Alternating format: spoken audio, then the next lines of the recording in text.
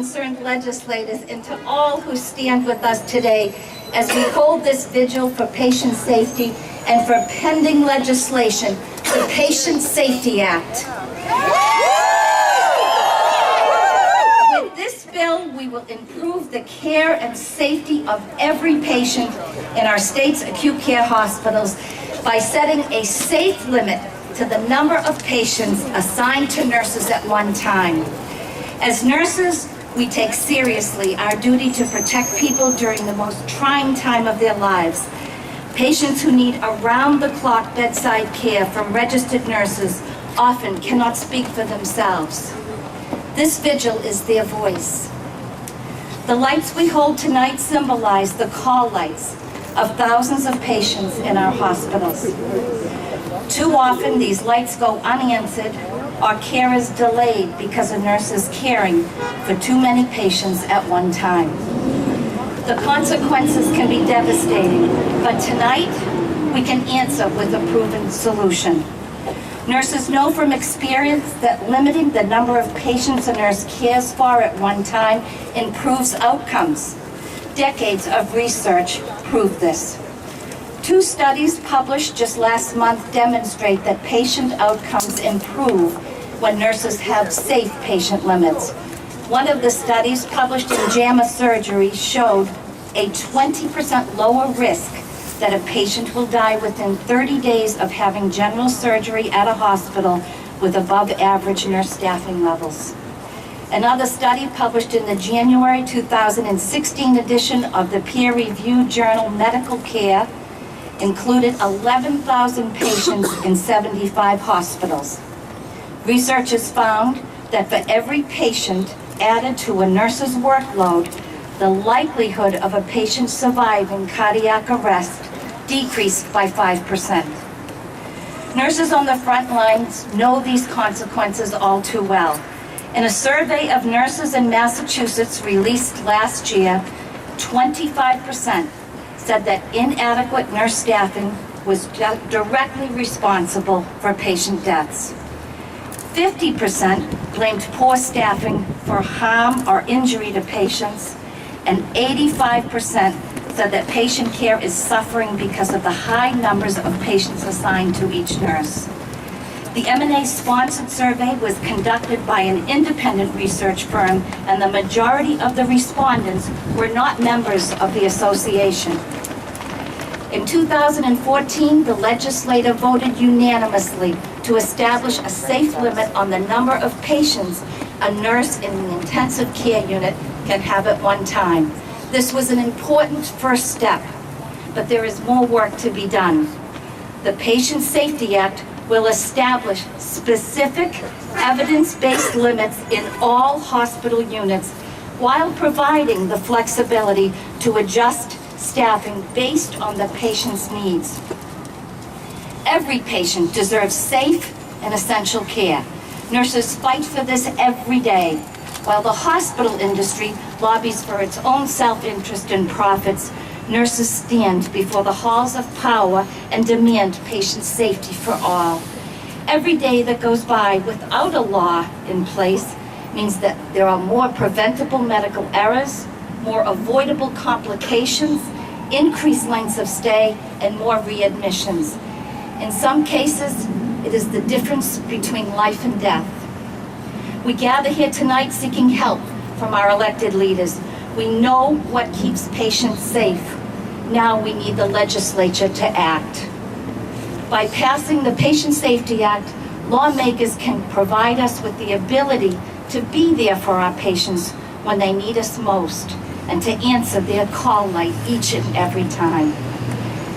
Whenever we have pushed the call button for our patients, Senator Pacheco has been there. He has been a leader in our efforts to protect and improve access to mental health services in our state, and is the lead sponsor in the Senate of the Patient Safety Act. Senator Pacheco has been a leading voice for the need for a safe patient limit for more than a decade. Please give a warm and shining light for patient safety to Senator Mark Pacheco.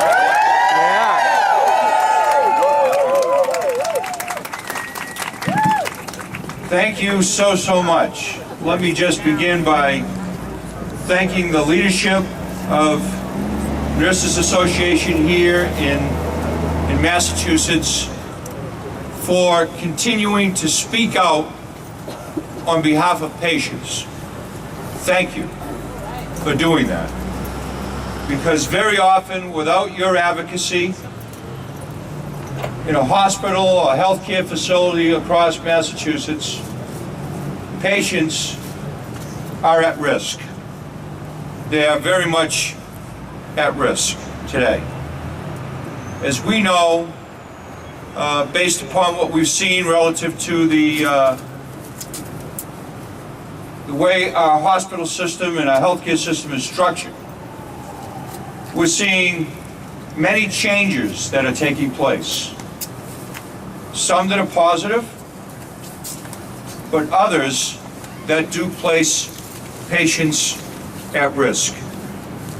I must say I've been proud not only to be a voice in the legislature, along with my colleagues who join us here today, a voice that will speak out on behalf of patients, but also a voice and a vote that speaks out and votes for the issues and concerns that registered nurses across this state bring to bear every single day. So I want to thank you for the work that you do on behalf of patients. I have personally experienced, I wish I could say I haven't, but I have personally experienced hitting the call button and not getting a timely response. Not because the professionals on duty don't want to respond, it's because they've already responded to somebody else that needs help and assistance, and they can't get there right away. Sometimes when they can't get there right away, it means costly medical errors that can impact the life of a patient. And so I think it is appropriate that we come together tonight and say that this is a vigil, because there are many patients that have suffered greatly as a result of not having adequate, safe staffing in Massachusetts, and that must stop. That must stop. Do you agree with me? Yes! It's a vigil, but we don't have to be quiet. If the individual does not have the proper advocate at the bedside, almost 24/7 today, they are at risk. And that's wrong. It shouldn't be that way. That's right. That's right. So I want to let you know I'm here to support this effort, to continue to speak out until we have adequate, safe patient staffing in Massachusetts healthcare facilities, and it becomes law. We've come a long way, but we've only just begun, right? We've only just begun. Let's get this done. Thank you very much.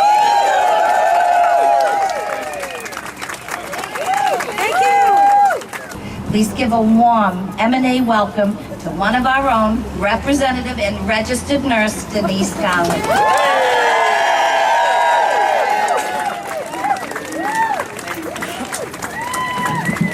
Well, good evening. I am so very pleased to be here with you.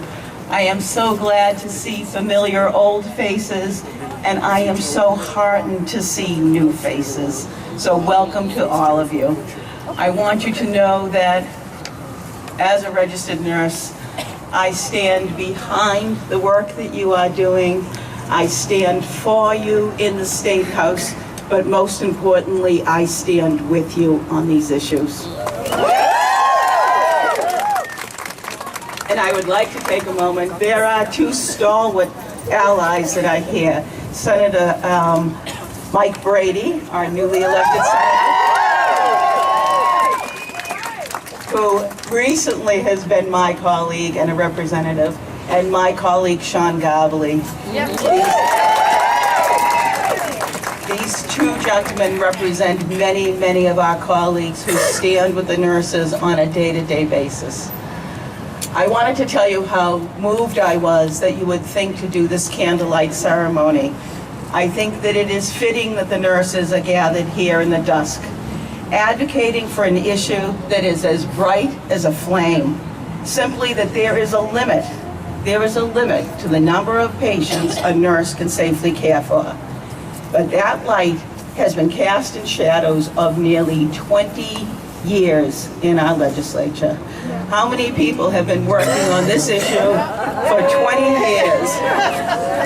Look around, these are our heroes and our role models, and they are the people we lend our strength to, every one of us.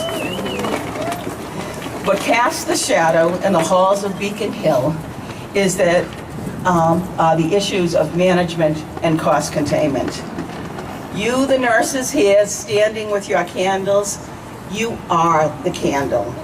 And that flame, that fragile, sputtering flame, is our patient. Management rights and cost containment are shadows on this issue.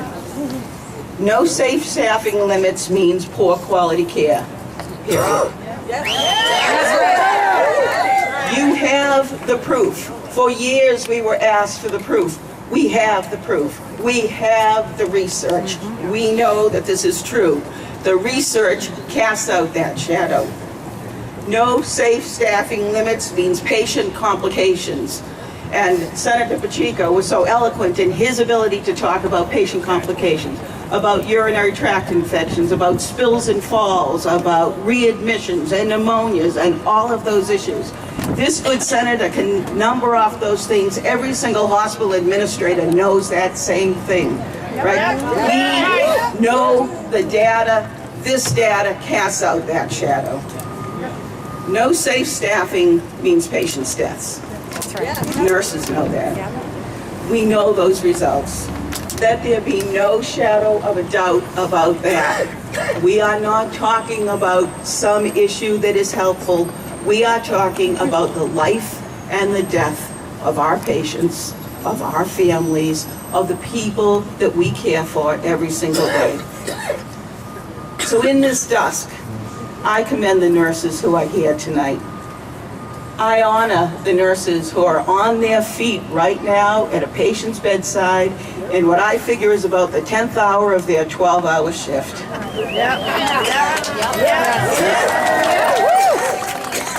I respect the nurse who is just waking up, feeding his or her family, and preparing to go in and work all night long.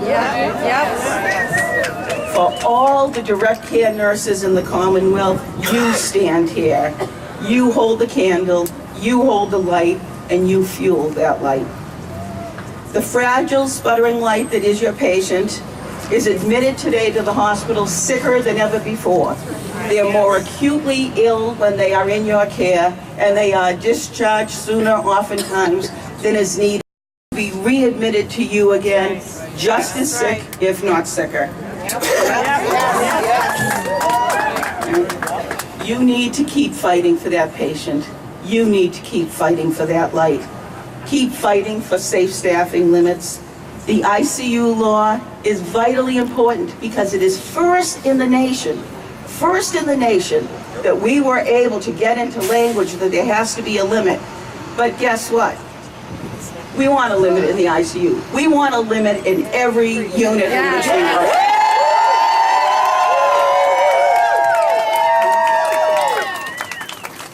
So I was thinking about this a lot, about being here with the candles and the light. And if you'll bear with me, you might remember those people who raised their hand that there's a Peter, Paul, and Mary song. Most of us. And if I can adapt it a little bit for you, the lyrics are, "Don't let the light go out." It's lasted for so many years. Don't let the light go out. Let it shine through our love and our tears. Light one candle for the strength we all need to never become our own foe. And light one candle for those who are suffering pain we learned so long ago. Light one candle, light all the candles for what we believe. Thank you for being here. So now I am pleased to call up a very talented member of the M&A extended family, Megan Campbell, who in addition to being a gifted vocalist, is the daughter to Martha Campbell, the longtime administrative assistant for our Division of Legislation and Governmental Affairs. Megan is going to lead us in a song about our resolve on this issue, and a song well known in the labor and social justice movement, "We Shall Not Be Moved." Please join me in welcoming Megan. Megan!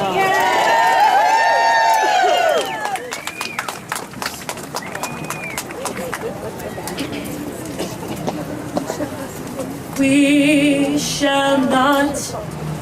shall not be moved. We shall not be moved, just like a tree that's standing by the water. We shall not be moved. We're fighting for our patients. We shall not be moved. We're fighting for our patients. We shall not be moved, just like a tree that's standing by the water. We shall not be moved. We're fighting for our patients. We shall not be moved.